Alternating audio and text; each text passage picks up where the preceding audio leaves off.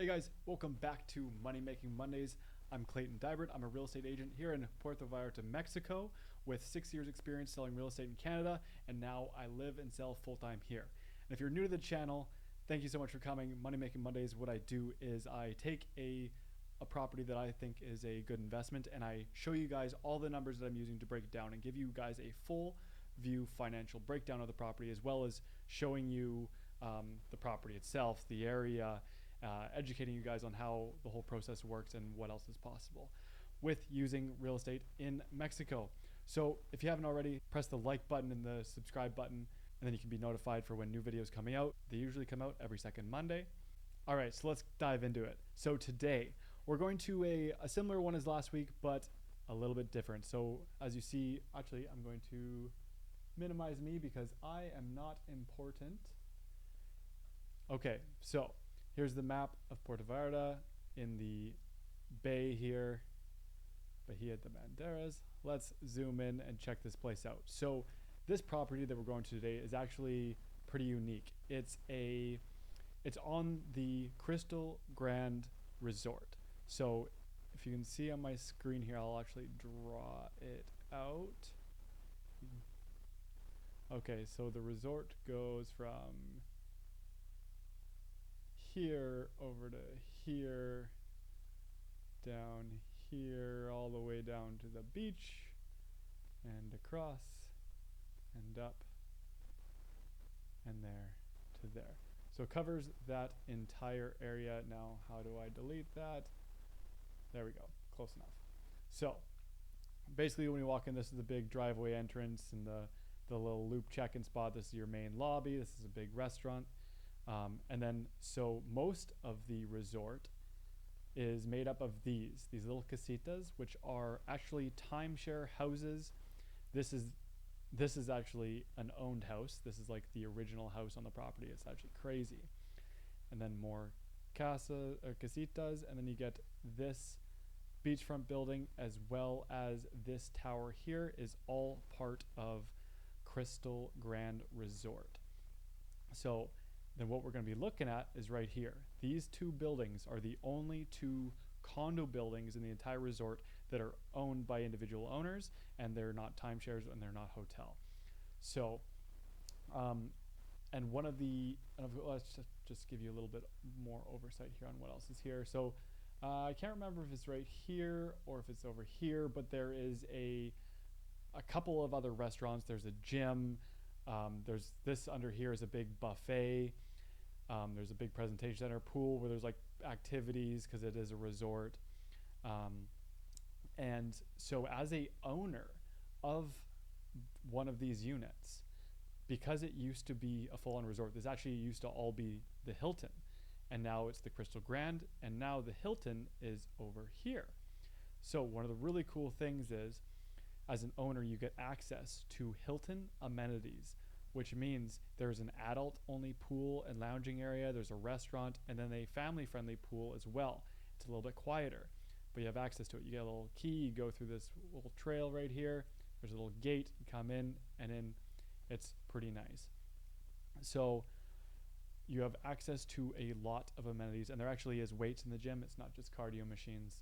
So that is extra cool. So let's take a look at some of the details of this condo. What we're looking at today is a 2-bedroom, 2.5 bathroom. And just like last week, this is a lock-off unit, which means you have the option, you have multiple doors that lock, and you have the option to separate them. So you can have a 1-bedroom, 1.5 bath with access to the kitchen and the laundry, and you can have a separate locked off 1-bedroom and 1 bathroom.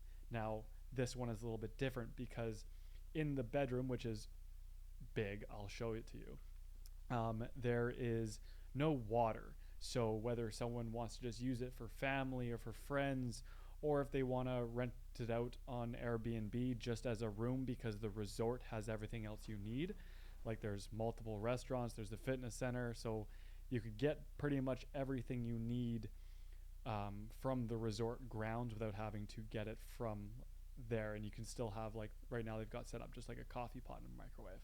So it provides lots of options. Or actually, my wife brought up this idea where if someone wanted to live here and if they wanted to also rent it out when they're not using it, they could take all their personal items and lock it into the one bedroom, and so that everything is safe, it's kept in there, and then you can rent out the rest of the place and collect more money because it has a full operating kitchen and laundry, etc.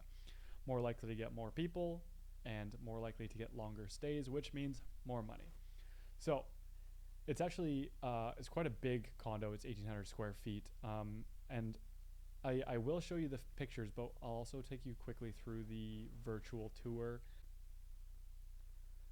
So looking in the kitchen here, let's start at the front door. So this is the front door, and as you saw from the overhead view as it was zooming in, again, this is the front door here, and then this is the door that can lock off. So you can lock off this bathroom and this bedroom.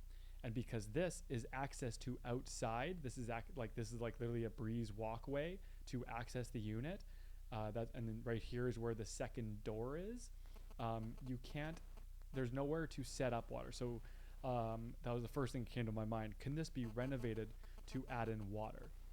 And the answer, unfortunately, is no, unless you do something within, you change something and you add in some water source, eliminate some closet and put a little kitchenette right here. That would be the only way that you can do it, because you have sinks here, which means you have water drainage and you have water supply. So let's get back to the tour itself. Behind here is 2 side-by-side laundry, and there's your powder room. Now, they've done lots of renovations on this place, and it's actually pretty cool. Obviously, all the granite everywhere. The black cabinetry is all new. The stainless appliances, obviously new.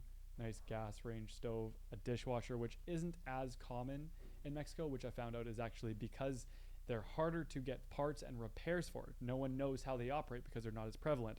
So if you can get them, sure, you can get them as easy as any other appliance, but getting someone to repair them is a difficult task. So this kitchen is nicely done. Yeah, I like the floating shelves, and these stone walls that they've left are pretty cool as well. I like all the texture. They wanted to renovate it to make it new and modern, but they also wanted to keep the original essence of the old architecture in this building. And because this resort is quite a bit older, it's more mature, it's more spread out. Look at all the foliage outside. Like, this is looking back onto the Hilton grounds. So this is like the little walkway that I was talking about, where you can walk in and access the Hilton grounds. But in a newer resort or a newer condo building, like, you do not get this kind of foliage. This is super mature foliage and greenery that's all taken care of. You don't need to do a single thing to upkeep it. Okay, so let's move over to the main bedroom.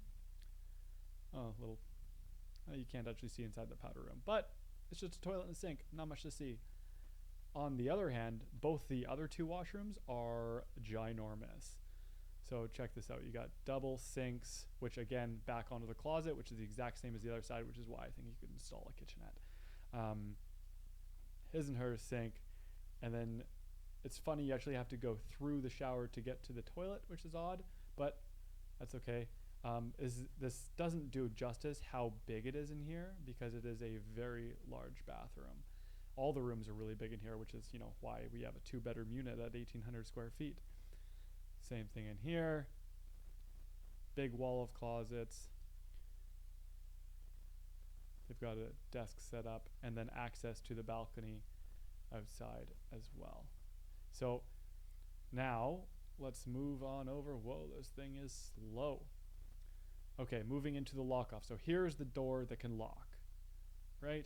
So you can lock this off, and you can't get in, they can't get out. And then there's your other door for entry that is outside on the breezeway. And then, so this bathroom is a mirror image of the other bathroom. Very big, his and her sink. Same thing, you have to walk through the shower to get to the toilet.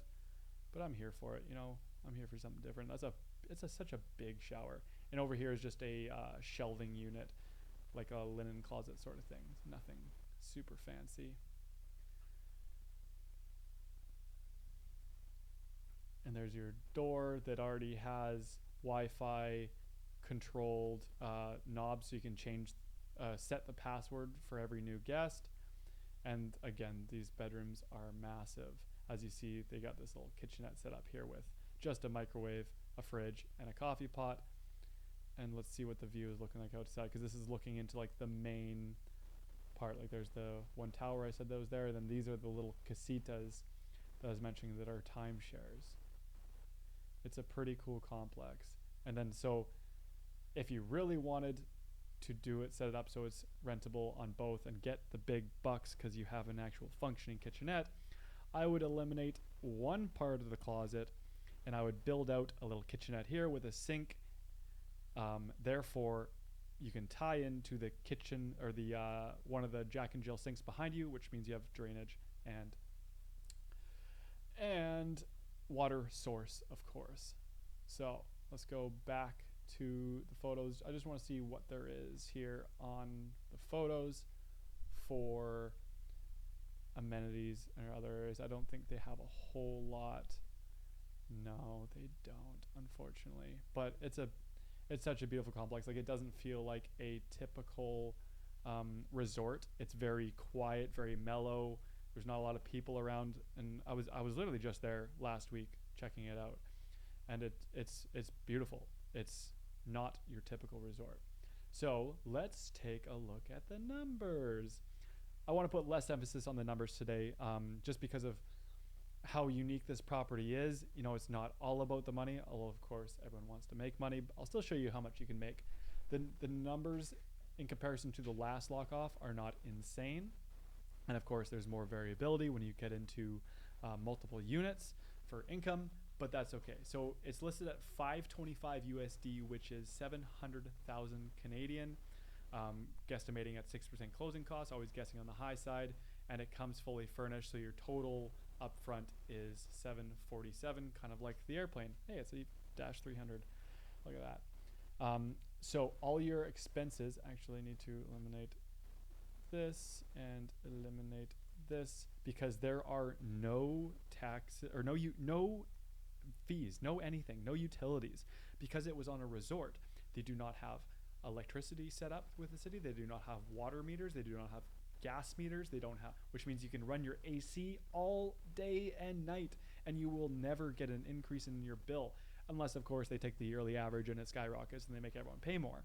So you end up paying a annual fee of, I think it's like 9 or 8,000 USD, something like that. It works out to 13,000 pesos every month, which is equivalent to 1,000 Canadian a month, and making it 12,000 a year, which actually is a little bit higher than typical utilities. However, you don't have to be stingy on anything. You can use all the water you want. You can use all the electricity with your air conditioning you want, and all the gardening is included, so you don't have to worry about that. It will stay the same. And also it makes it easier. Then you don't have 6 different bills that you have to pay, especially if you're not there all year round. So looking at this, I just grabbed a quick numbers. I have a couple comparables to use. No one is listing them on Airbnb as individual units. They're only for the whole thing. So I grabbed those numbers and just, went with some really easy numbers. You can get about $260 a night if you're doing the whole thing together. You could probably get a little bit more if you are separating them, especially if you add the water. So I mean, on a super conservative number, looking at $1,800 a week of income, which actually isn't bad. You're getting a cash on cash return of 7%, which I always use a cash on cash return because there's so many different ways to acquire capital and borrowing money when you're dealing with an investment property in Mexico. So I just go with the basics. I don't add in an ROI because then you have to borrow in factored money, and there's just so many different ways and interest rates that you could be paying. So it generates, what is it for total for the year, $52,000, which is $4,300 per month of net income. That's after your management. That's after looking at a 70% occupancy rate. Um, and yeah, so that's pretty much it. This video has gotten a little bit longer than usual, so I'm not going to do a breakdown on taxes. I'm not going to do a breakdown on if you were to take your returns and loot them into other investment products that give out a higher return here in Mexico. But if you go back and watch some of my other videos, there will be lots of examples of what that looks like, and especially in the previous video, which will show up in the top right hand corner of the video, and that shows a breakdown of the tax situation if you are a resident or if you are not a resident. And of course, you'll pay far less taxes if you actually have your residency as opposed to not. So thank you for watching this video. That is Casa Krystal. Thanks for watching. Make sure to like, comment anything that you want to see in future episodes. And until next time, see you guys later.